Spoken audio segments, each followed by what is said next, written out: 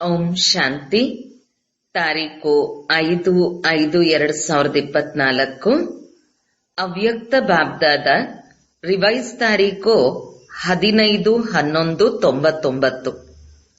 ತಂದೆಯ ಸಮಾನರಾಗಲು ಸಹಜ ಪುರುಷಾರ್ಥವಾಗಿದೆ, ಆಜ್ಞಾಕಾರಿಯಾಗುವುದು. ಇಂದು ಬಾಬ್ದಾದರವರು ತಮ್ಮ ಹೋಲಿ ಹಂಸಗಳ ಗುಂಪನ್ನು ನೋಡುತ್ತಿದ್ದಾರೆ. ಪ್ರತಿ ಮಗು ಪವಿತ್ರ ಹಂಸವಾಗಿದೆ.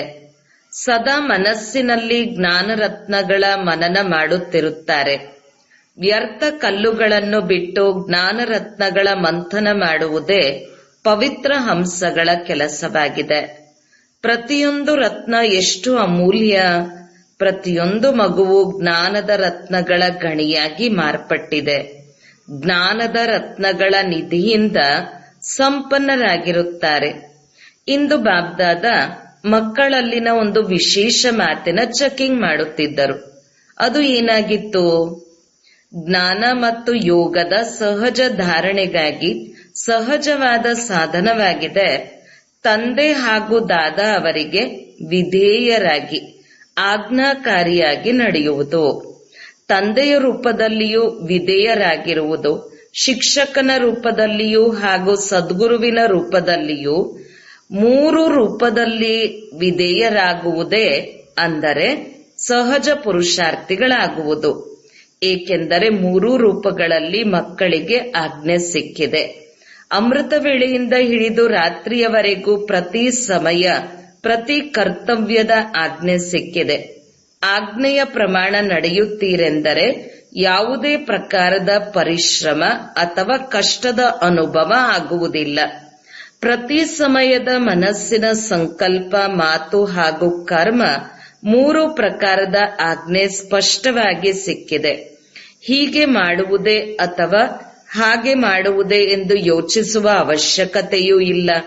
ಇದು ಸರಿಯೇ ಅಥವಾ ತಪ್ಪೇ ಎಂದು ಯೋಚಿಸುವ ಪರಿಶ್ರಮವೂ ಇಲ್ಲ. ಪರಮಾತ್ಮನ ಆಜ್ಞೆ ಸರ್ವಶ್ರೇಷ್ಠವಾಗಿದೆ. ಹಾಗಾಗಿ ಯಾರೆಲ್ಲ ಕುಮಾರರು ಬಂದಿದ್ದಾರೆಯೋ ಬಹಳ ಒಳ್ಳೆಯ ಸಂಘಟನೆಯಾಗಿದೆ. ಹಾಗಾಗಿ ಪ್ರತಿಯೊಬ್ಬರೂ ತಂದೆಯವನಾದ ಮೇಲೆ ತಂದೆಗೆ ಮಾತನ್ನು ನೀಡಿದ್ದೀರಾ? ತಂದೆಯವರಾದ ಮೇಲೆ ಎಲ್ಲದಕ್ಕಿಂತ ಮೊದಲು ಯಾವ ಮಾತನ್ನು ಪ್ರಾಮಿಸ್ ಮಾಡಿದ್ದೀರಿ? ಬಾಬಾ, ತನು ಮನ ಧನ ಏನೆಲ್ಲ ಇದೆಯೋ, ಕುಮಾರರ ಹತ್ತಿರ ಧನ ಆಸ್ತಿ ಜಾಸ್ತಿ ಇರುವುದಿಲ್ಲ. ಆದರೂ ಕೂಡ ಎಷ್ಟು ಇದೆಯೋ ಅದೆಲ್ಲವೂ ತಮ್ಮದು. ಈ ವಚನ ಕೊಟ್ಟಿದ್ದೀರಲ್ಲವೇ? ತನುವು, ಮನವು, ಧನವು ಮತ್ತು ಸಂಬಂಧವು ಎಲ್ಲವೂ ನಿಮ್ಮೊಂದಿಗೆ. ಈ ವಚನವನ್ನು ಖಚಿತವಾಗಿ ಕೊಟ್ಟಿದ್ದೀರಲ್ಲವೇ? ತನು, ಮನ, ಧನ, ಸಂಬಂಧ ಎಲ್ಲವೂ ನಿಮ್ಮದಾಗಿದೆ. ಹಾಗಾಗಿ ನನ್ನದೇನಿದೆ? ಆದರೂ ಸ್ವಲ್ಪ ನನ್ನತನವಿದೆಯೇ? ಇರುವುದಾದರೂ ಏನು? ತನ್ನ ಮನ, ಧನ, ಜನ ಎಲ್ಲವನ್ನೂ ಪರಮಾತ್ಮನಿಗೆ ಒಪ್ಪಿಸಿ ಪ್ರವೃತ್ತಿಯ ಜನರು ಹೀಗೆ ಮಾಡಿದ್ದಾರೆಯೇ? ಮಧುಬನದವರು ಮಾಡಿದ್ದಾರೆಯೇ? ಖಚಿತ ಅಲ್ಲವೇ? ಮನಸ್ಸು ತಂದೆಯವರದಾದ ಮೇಲೆ ನನ್ನ ಮನಸ್ಸು ಅಲ್ಲ ಅಲ್ಲವೇ?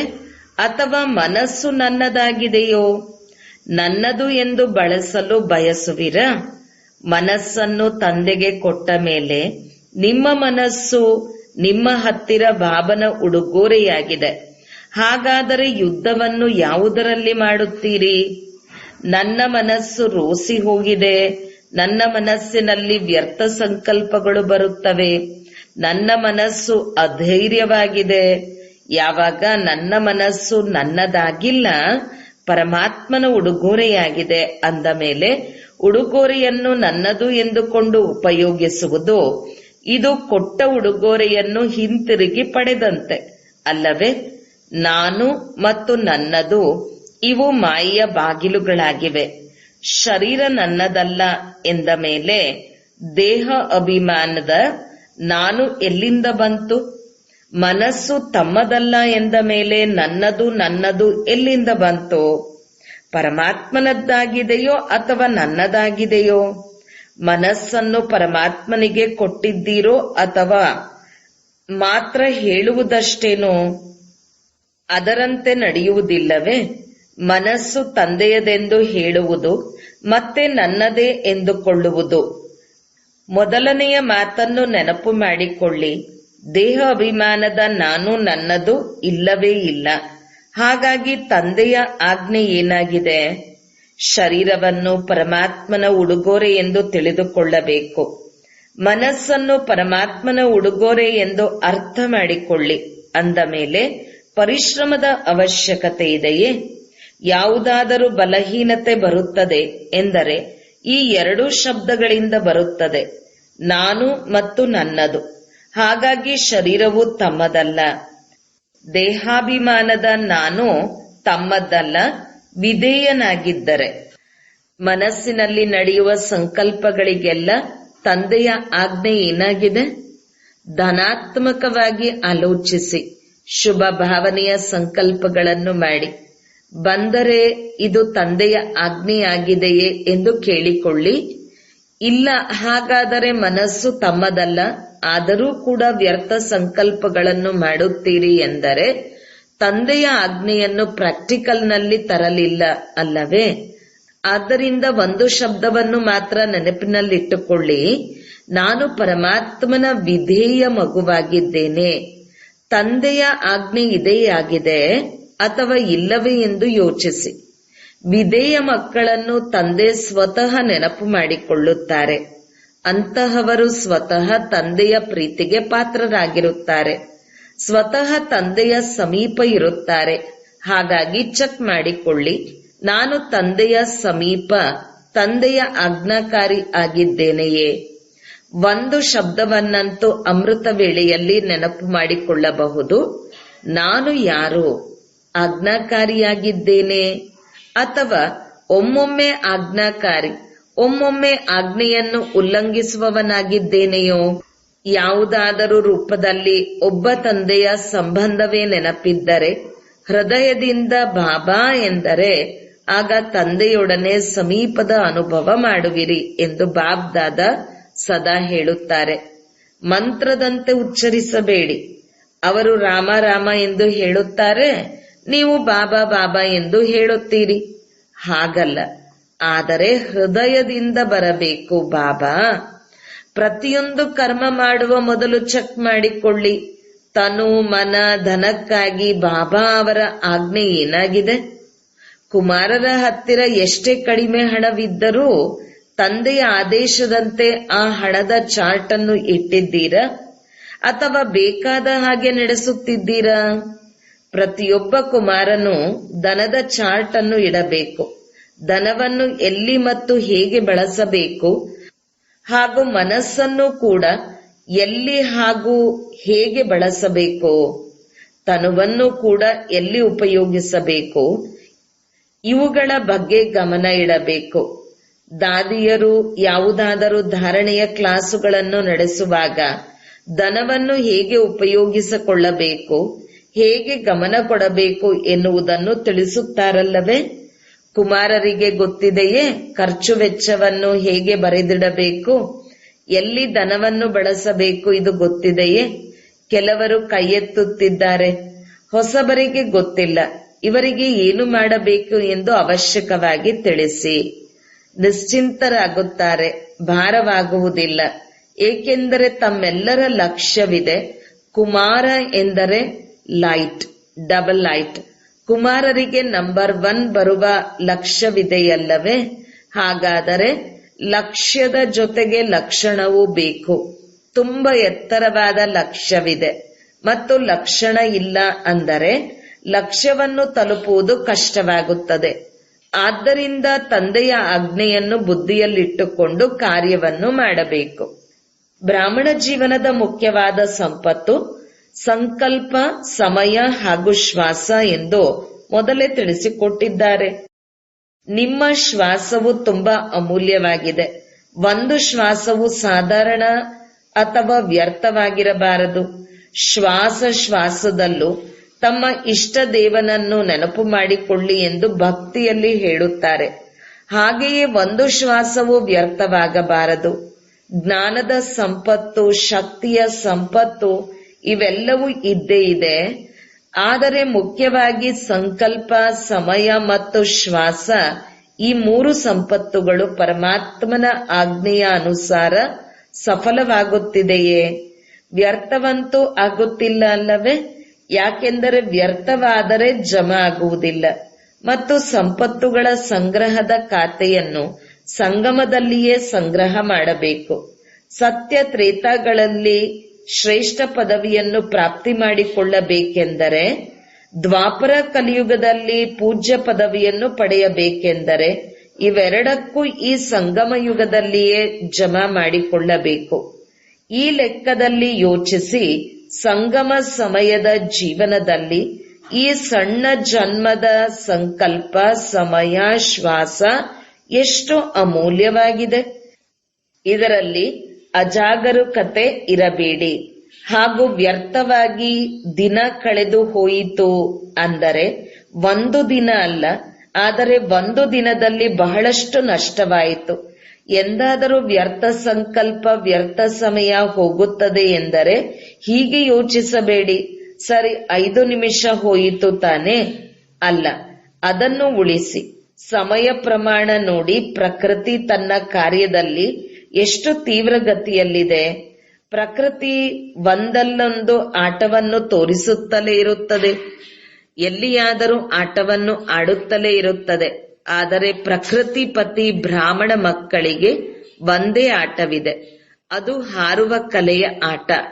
ಪ್ರಕೃತಿಯಂತೂ ತನ್ನ ಆಟವನ್ನು ತೋರಿಸುತ್ತದೆ, ಆದರೆ ಬ್ರಾಹ್ಮಣರು ತಮ್ಮ ಹಾರುವ ಕಲೆಯ ಆಟವನ್ನು ತೋರಿಸುತ್ತಿದ್ದಾರೆಯೇ?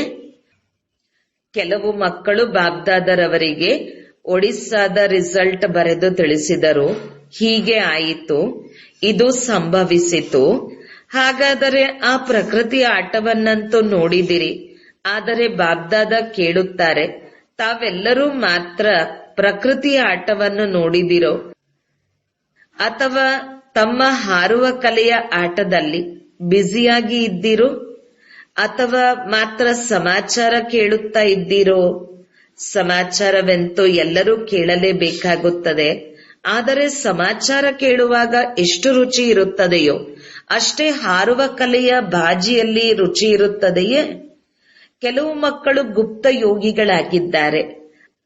ಅಂತ ಗುಪ್ತಯೋಗಿ ಮಕ್ಕಳಿಗೆ ಬಾಬ್ದಾದರವರ ಸಹಾಯವು ಬಹಳ ಸಿಗುತ್ತದೆ ಮತ್ತು ಅಂತಹ ಮಕ್ಕಳು ಸ್ವಯಂ ಅಚಲ ಹಾಗೂ ಸಾಕ್ಷಿಯಾಗಿದ್ದು ವಾಯುಮಂಡಲದಲ್ಲಿ ಸಮಯ ಪ್ರಮಾಣ ಸಹಯೋಗ ಕೊಟ್ಟಿದ್ದಾರೆ.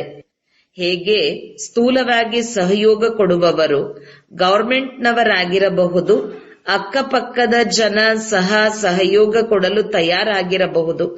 ಹಾಗೆಯೇ ಬ್ರಾಹ್ಮಣ ಆತ್ಮಗಳ ಸಹ ತಮ್ಮ ಸಹಯೋಗ, ಶಕ್ತಿ, ಶಾಂತಿ, ಸುಖ ಕೊಡುವ ಈಶ್ವರಿಯ ಶ್ರೇಷ್ಠ ಕಾರ್ಯವನ್ನು ಮಾಡಿದಿರಾ?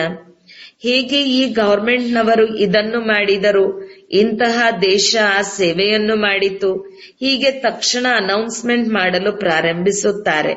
ಆದ್ದರಿಂದ ಬಾಬ್ದಾದರವರು ಕೇಳುತ್ತಾರೆ, ತಾವು ಬ್ರಾಹ್ಮಣರೂ ಸಹ ತಮ್ಮ ಈ ಕಾರ್ಯವನ್ನು ಮಾಡಿದಿರಾ? ತಾವು ಕೂಡ ಅಲರ್ಟ್ ಆಗಿರಬೇಕು. ಸ್ಥೂಲ ಸಹಯೋಗ ಕೊಡುವುದು ಕೂಡ ಅವಶ್ಯಕವಾಗಿರುತ್ತದೆ. ಇದನ್ನು ಬಾಬ್ದಾದರವರು ಒಪ್ಪುತ್ತಾರೆ. ಆದರೆ ಬ್ರಾಹ್ಮಣ ಆತ್ಮಗಳ ವಿಶೇಷ ಕಾರ್ಯವೇನಾಗಿದೆ? ಯಾವ ಸಹಯೋಗವನ್ನು ಬೇರೆ ಯಾರಿಂದಲೂ ಕೊಡಲು ಸಾಧ್ಯವಾಗುವುದಿಲ್ಲ. ಅಂತಹ ಸಹಯೋಗವನ್ನು ಅಲರ್ಟ್ ಆಗಿ ತಾವು ಕೊಟ್ಟಿದ್ದೀರಾ? ಕೊಡಬೇಕು ತಾನೇ? ಅಥವಾ ಅವರಿಗೆ ವಸ್ತ್ರ, ಆಹಾರ ಮಾತ್ರ ಬೇಕಾ? ಇಲ್ಲ, ಮೊದಲು ಅವರಿಗೆ ಮನಸ್ಸಿನಲ್ಲಿ ಶಾಂತಿ ಬೇಕು, ಪರಿಸ್ಥಿತಿಗಳನ್ನು ಎದುರಿಸಲು ಶಕ್ತಿ ಬೇಕು. ಹಾಗಾಗಿ ಹೊರಗಿನ ಅವಶ್ಯಕತೆಗಳ ಜೊತೆಗೆ ಸೂಕ್ಷ್ಮ ಸಹಯೋಗ ಬ್ರಾಹ್ಮಣರೇ ಕೊಡಲು ಸಾಧ್ಯ, ಮತ್ತೆ ಯಾರಿಂದಲೂ ಕೊಡಲು ಸಾಧ್ಯವಾಗುವುದಿಲ್ಲ. ಇದಂತೂ ಏನೂ ಇಲ್ಲ, ಇದಂತೂ ರಿಹರ್ಸಲ್ ಆಗಿದೆ. ನಿಜವಾದ ಪರಿಸ್ಥಿತಿ ಬರುವುದಿದೆ. ಅದರ ರಿಹರ್ಸಲ್ ಅನ್ನು ತಮಗೂ ಕೂಡ ತಂದೆ ಅಥವಾ ಸಮಯ ಮಾಡಿಸುತ್ತದೆ. ಹಾಗಾಗಿ ಯಾವೆಲ್ಲ ಶಕ್ತಿಗಳು, ಸಂಪತ್ತುಗಳು ತಮ್ಮ ಹತ್ತಿರ ಇವೆಯೋ ಅವನ್ನು ಸಮಯ ಪ್ರಮಾಣ ಬಳಸಿಕೊಳ್ಳಲು ಬರುತ್ತದೆಯೇ? ಕುಮಾರರು ಏನು ಮಾಡುತ್ತಾರೆ? ಶಕ್ತಿಗಳು ಜಮಾ ಇವೆಯೇ? ಶಾಂತಿಯ ಶಕ್ತಿಯ ಸಂಗ್ರಹವಾಗಿದೆಯೇ? ಅದನ್ನು ಉಪಯೋಗಿಸಲು ಬರುತ್ತದೆಯೇ? ಕೈಯನ್ನಂತೂ ಬಹಳ ಚೆನ್ನಾಗಿ ಎತ್ತುತ್ತಾರೆ. ಈಗ ಪ್ರಾಕ್ಟಿಕಲ್ ನಲ್ಲಿ ತೋರಿಸಿ. ಸಾಕ್ಷಿಯಾಗಿ ನೋಡಲು ಬೇಕು, ಕೇಳಲು ಬೇಕು ಮತ್ತು ಸಹಯೋಗ ಕೊಡಲು ಬೇಕು. ಕೊನೆಯಲ್ಲಿ ನಿಜವಾಗಲೂ ಸಂಭವಿಸಿದಾಗ ಅದರಲ್ಲಿ ಸಾಕ್ಷಿಯಾಗಿ ಮತ್ತು ನಿರ್ಭಯರಾಗಿ ನೋಡಲು ಬೇಕು ಮತ್ತು ನಿರ್ವಹಿಸಲು ಬೇಕು. ಯಾವ ಪಾತ್ರವನ್ನು ನಿರ್ವಹಿಸಬೇಕು? ದಾತ. ಪರಮಾತ್ಮನ ಮಕ್ಕಳು ದಾನಿಗಳಾಗಿ ಆ ಆತ್ಮಗಳಿಗೆ ಏನೆಲ್ಲ ಬೇಕೋ ಅದನ್ನು ಕೊಡುತ್ತಾ ಇರಬೇಕು. ಹಾಗಾಗಿ ತಾವು ಮಾಸ್ಟರ್ ದಾತ ಅಲ್ಲವೇ? ಹಾಗಾಗಿ ಶಕ್ತಿಗಳ ಸ್ಟಾಕ್ ಜಮಾ ಮಾಡಿಕೊಳ್ಳಿ. ಎಷ್ಟು ಸ್ಟಾಕ್ ತಮ್ಮ ಬಳಿ ಇರುತ್ತದೆಯೋ ಅಷ್ಟು ದಾನಿಗಳಾಗುತ್ತೀರಿ. ಕೊನೆಯವರೆಗೂ ಸ್ವಯಂಗಾಗಿಯೇ ಜಮಾ ಮಾಡಿಕೊಳ್ಳುತ್ತಿದ್ದರೆ ದಾನಿಗಳಾಗಲು ಸಾಧ್ಯವಿಲ್ಲ. ಅನೇಕ ಜನ್ಮಗಳವರೆಗೂ ಶ್ರೇಷ್ಠ ಪದವಿಯನ್ನು ಪ್ರಾಪ್ತಿ ಮಾಡಿಕೊಳ್ಳಲು ಸಾಧ್ಯವಿಲ್ಲ. ಆದ್ದರಿಂದ ಒಂದು ತಮ್ಮ ಹತ್ತಿರ ಶಕ್ತಿಗಳ ಸ್ಟಾಕ್ ಜಮಾ ಮಾಡಿಕೊಳ್ಳಿ. ಶುಭ ಭಾವನೆ, ಶ್ರೇಷ್ಠ ಕಾಮನೆಯ ಭಂಡಾರ ಸದಾ ತುಂಬಿ ತುಳುಕುತ್ತಿರಲಿ. ಎರಡನೆಯದಾಗಿ ಯಾವೆಲ್ಲ ವಿಶೇಷ ಶಕ್ತಿಗಳಿವೆ ಆ ಶಕ್ತಿಗಳು ಬೇಕಾದ ಸಮಯದಲ್ಲಿ ಯಾರಿಗೆ ಏನು ಬೇಕೋ ಅದನ್ನು ಕೊಡಲು ಸಾಧ್ಯವಾಗಬೇಕು. ಈಗ ಸಮಯ ಪ್ರಮಾಣ ತಮ್ಮ ಪುರುಷಾರ್ಥದಲ್ಲಿ ಸಂಕಲ್ಪ ಮತ್ತು ಸಮಯವನ್ನು ಕೊಡುವುದರ ಜೊತೆಗೆ ದಾತ ಆಗಿ ವಿಶ್ವಕ್ಕೂ ಸಹಯೋಗ ಕೊಡಬೇಕು. ತಮ್ಮ ಪುರುಷಾರ್ಥವನ್ನಂತೂ ಹೇಳಿದ್ದೇನೆ. ಅಮೃತ ವೇಳೆಯಲ್ಲಿಯೇ ಹೀಗೆ ಯೋಚಿಸಬೇಕು, ನಾನು ವಿಧೇಯ ಮಗುವಾಗಿದ್ದೇನೆ. ಪ್ರತಿಯೊಂದು ಕರ್ಮಕ್ಕೂ ಆದೇಶ ಸಿಕ್ಕಿದೆ. ಕುಳಿತುಕೊಳ್ಳಲು, ಮಲಗಲು, ಆಹಾರ ಸೇವಿಸಲು, ಕರ್ಮಯೋಗಿಗಳಾಗಲು. ಮಾತ್ರ ಶ್ರೀಮತದಂತೆಯೇ ನಡೆಯಬೇಕು, ಮನ್ಮತದಂತೆ ಅಲ್ಲ, ಪರಮತದಂತೆ ಅಲ್ಲ. ಏನನ್ನೂ ಸೇರಿಸಬಾರದು. ಕೆಲವೊಮ್ಮೆ ಮನ್ಮತದಂತೆ, ಕೆಲವೊಮ್ಮೆ ಪರಮತದಂತೆ ನಡೆದರೆ ಪರಿಶ್ರಮ ಪಡಬೇಕಾಗುತ್ತದೆ, ಸಹಜವಾಗುವುದಿಲ್ಲ. ಏಕೆಂದರೆ ಮನ್ಮತ ಪರಮತ ಹಾರಲು ಬಿಡುವುದಿಲ್ಲ. ಮನ್ಮತ ಪರಮತ ಭಾರವಾಗಿರುತ್ತದೆ ಮತ್ತು ಭಾರ ಹಾಕಲು ಬಿಡುವುದಿಲ್ಲ. ಶ್ರೀಮತ ನಮ್ಮನ್ನು ಡಬಲೈಟ್ ಮಾಡುತ್ತದೆ. ಶ್ರೀಮತದಂತೆ ನಡೆಯುವುದು ಎಂದರೆ ತಂದೆಯ ಸಮಾನರು ಆಗುವುದು. ಶ್ರೀಮತದಂತೆ ನಡೆಯುವವರನ್ನು ಯಾವುದೇ ಪರಿಸ್ಥಿತಿ ಕೆಳಗೆ ಎಳೆಯಲು ಸಾಧ್ಯವಿಲ್ಲ. ಹಾಗಾಗಿ ಶ್ರೀಮತದಂತೆ ನಡೆಯಲು ಬರುತ್ತದೆಯೇ? ಒಳ್ಳೆಯದು. ಹಾಗಾಗಿ ಕುಮಾರರು ಈಗ ಏನು ಮಾಡುತ್ತಾರೆ? ಆಹ್ವಾನ ಬಂದಿತೆ, ವಿಶೇಷ ಉಪಚಾರ ಆಯಿತೆ. ನೋಡಿ ಎಷ್ಟು ಪ್ರೀತಿಯ ಮಕ್ಕಳಾಗಿದ್ದೀರಿ. ಹಾಗಾದರೆ ಈಗ ಮುಂದೆ ಏನು ಮಾಡುತ್ತೀರಿ? ರೆಸ್ಪಾನ್ಸ್ ಕೊಡುತ್ತೀರೋ ಅಥವಾ ಹೊರಗೆ ಹೋದರೆ ಅಲ್ಲಿಯವರು, ಇಲ್ಲಿಗೆ ಬಂದರೆ ಇಲ್ಲಿಯವರು? ಹೀಗಾಗುವುದಿಲ್ಲ ಅಲ್ಲವೇ? ಇಲ್ಲಂತೂ ತುಂಬಾ ಮೋಜಿನಲ್ಲಿ ಇದ್ದೀರಿ. ಮಾಯಾ ಆಕ್ರಮಣದಿಂದ ತಪ್ಪಿಸಿಕೊಂಡಿದ್ದೀರಿ. ಯಾರಿಗಾದರೂ ಮಧುಬನದಲ್ಲಿಯೂ ಮಾಯ ಬರುತ್ತದೆಯೇ? ಯಾರಾದರೂ ಮಧುಬನದಲ್ಲಿಯೂ ಪರಿಶ್ರಮ ಪಡುತ್ತೀರಾ? ಸೇಫ್ ಆಗಿದ್ದೀರಿ. ಒಳ್ಳೆಯದು. ಬಾಬ್ದಾದ ಸಂತಸ ಪಡುತ್ತಾರೆ. ಯೂತ್ ಗ್ರೂಪ್ ಮೇಲೆ ಗವರ್ಮೆಂಟ್ ಅಟೆನ್ಷನ್ ಕೊಡುವಂತಹ ಸಮಯ ಬರುತ್ತದೆ. ಆದರೆ ಮೊದಲು ತಾವು ವಿಘ್ನ ವಿನಾಶಕರಾಗಬೇಕು. ವಿಘ್ನ ವಿನಾಶಕ ಯಾರ ಹೆಸರಾಗಿದೆ? ತಮ್ಮೆಲ್ಲರ ಹೆಸರಾಗಿದೆ ತಾನೆ. ಕುಮಾರರನ್ನು ಎದುರಿಸಲು ವಿಘ್ನಗಳಿಗೆ ಧೈರ್ಯವೇ ಬರಬಾರದು. ಆಗ ವಿಘ್ನ ವಿನಾಶಕ ಎಂದು ಹೇಳಲಾಗುತ್ತದೆ. ವಿಘ್ನದ ಸೋಲು ಆಗಲಿ, ಆದರೆ ಅದು ಅತಿಕ್ರಮಣ ಮಾಡಬಾರದು. ವಿಘ್ನ ವಿನಾಶಕರಾಗುವ ಧೈರ್ಯವಿದೆಯೇ? ಅಥವಾ ಹೊರಗೆ ಹೋಗಿ ಪತ್ರ ಬರೆಯುವಿರಿ? ದಾದಿ ಬಹಳ ಚೆನ್ನಾಗಿತ್ತು, ಆದರೆ ಏನಾಯಿತು ಗೊತ್ತಿಲ್ಲ, ಹೀಗಂತೂ ಬರೆಯುವುದಿಲ್ಲ ಅಲ್ಲವೇ? ಇದೇ ಶುಭ ಸಮಾಚಾರ ಬರೆಯಬೇಕು. ಓಕೆ, ವೆರಿ ಗುಡ್, ವಿಘ್ನ ವಿನಾಶಕನಾಗಿದ್ದೀನಿ ಅಷ್ಟೇ. ಒಂದು ಅಕ್ಷರ ಬರೆಯಿರಿ. ಬಹಳ ದೊಡ್ಡ ಪತ್ರ ಬೇಡ. ಓಕೆ, ಒಳ್ಳೆಯದು. ಮಧುಬನದ ವಿಶೇಷತೆಯು ಬಾಬ್ದಾದರವರ ಹತ್ತಿರ ತಲುಪಿದೆ. ಮಧುಬನದವರು ತಮ್ಮ ಚಾರ್ಟ್ ಅನ್ನು ಕಳುಹಿಸಿದ್ದಾರೆ. ಬಾಬ್ದಾದರವರು ಅವರ ಹತ್ತಿರ ತಲುಪಿದೆ. ಬಾಬ್ದಾದರವರು ಎಲ್ಲ ಮಕ್ಕಳನ್ನು ವಿಧೇಯ ಮಕ್ಕಳೆಂಬ ದೃಷ್ಟಿಯಿಂದ ನೋಡುತ್ತಾರೆ. ವಿಶೇಷ ಕಾರ್ಯ ಸಿಕ್ಕಿತು ಹಾಗೂ ಎವರ್ ರೆಡಿ ಮಾಡಿದರು. ಇದರ ವಿಶೇಷ ಅಭಿನಂದನೆಗಳನ್ನು ತಿಳಿಸುತ್ತಿದ್ದಾರೆ. ಒಳ್ಳೆಯದು. ಪ್ರತಿಯೊಬ್ಬರು ತಮ್ಮ ಬಗ್ಗೆ ಸ್ಪಷ್ಟವಾಗಿ ಬರೆದಿದ್ದಾರೆ. ದಾದಿಯೊಂದಿಗೆ ತಾವು ಕೂಡ ರಿಸಲ್ಟ್ ನೋಡಿ ಕ್ಲಾಸ್ ಮಾಡಿರಿ. ತಮ್ಮ ಸ್ಥಿತಿಯ ಚಾರ್ಟ್ ಚೆನ್ನಾಗಿ ಬರೆದಿದ್ದಾರೆ. ಬಾಬ್ ದಾದಾ ಅಂತೂ ಅಭಿನಂದನೆಗಳನ್ನು ಕೊಡುತ್ತಲೇ ಇದ್ದಾರೆ. ಸತ್ಯ ಹೃದಯದ ಮೇಲೆ ಸತ್ಯ ಪರಮಾತ್ಮನು ಸಂತುಷ್ಟವಾಗಿರುತ್ತಾರೆ. ಒಳ್ಳೆಯದು. 4 ಕಡೆಯ ಬಾಬ್ದಾದರವರ ವಿಧೇಯ ಮಕ್ಕಳಿಗೆ, ಸದಾ ವಿಘ್ನ ವಿನಾಶಕ ಮಕ್ಕಳಿಗೆ, ಸದಾ ಶ್ರೀಮತದ ಅನುಸಾರ ನಡೆಯುವವರಿಗೆ, ಪರಿಶ್ರಮದಿಂದ ಮುಕ್ತರಾಗುವವರಿಗೆ, ಸದಾ ಮೋಜಿನಲ್ಲಿ ಹಾರುವ ಮತ್ತು ಹಾರಿಸುವವರಿಗೆ, ಸರ್ವ ಸಂಪತ್ತುಗಳ ಭಂಡಾರದಿಂದ ತುಂಬಿರುವಂತಹ ತಂದೆಯ ಸಮೀಪ ಮತ್ತು ಸಮಾನ ಇರುವಂತ ಮಕ್ಕಳಿಗೆ ಬಹಳ ಬಹಳ ನೆನಪು, ಪ್ರೀತಿ ಮತ್ತು ನಮಸ್ತೆ. ಕುಮಾರರಿಗೂ ವಿಶೇಷ ಅಥಕ್ ಮತ್ತು ಎವರ್ ರೆಡಿ ಇರುವಂತಹವರಿಗೆ, ಸದಾ ಹಾರುವ ಕಲೆಯಲ್ಲಿ ಹಾರುವಂತವರಿಗೆ ಬಾಬ್ದಾದರವರ ವಿಶೇಷ ನೆನಪು, ಪ್ರೀತಿ. ವರದಾನ: ಸದಾ ಆತ್ಮಿಕ ಸ್ಥಿತಿಯಲ್ಲಿದ್ದು ಅನ್ಯರಲ್ಲಿಯೂ ಆತ್ಮವನ್ನು ನೋಡುವಂತಹ ಆತ್ಮಿಕ ರೂಹೇ ಗುಲಾಬ್ ಭವ.